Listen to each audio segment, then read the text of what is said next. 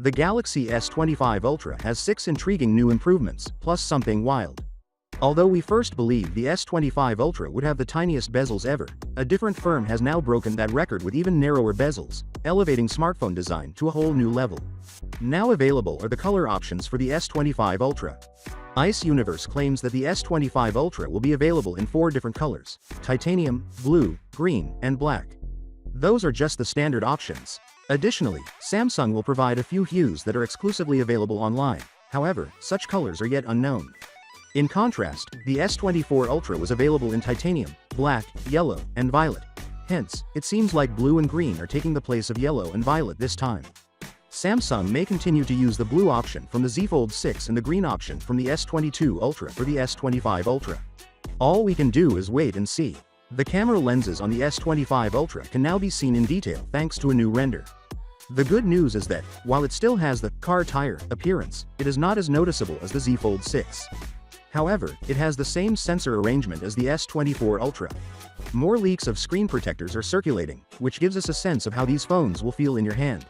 Sincerely, however, we've seen enough of them, so let's go on to the next section. Additionally, One UI 7 will be the first phone to operate on the S25 Ultra. More upgrades have subsequently been released by Samsung, including changes to the design, new app icons, and animations. In essence, fresh icons are replacing the majority of the ones from the developer event. Remember that rainbow-colored gallery symbol that everyone detested, for instance? It's gone, and the old red symbol has taken its place. Other icons are also being changed, including those for the Samsung Notes, phone, camera, recorder, and contacts.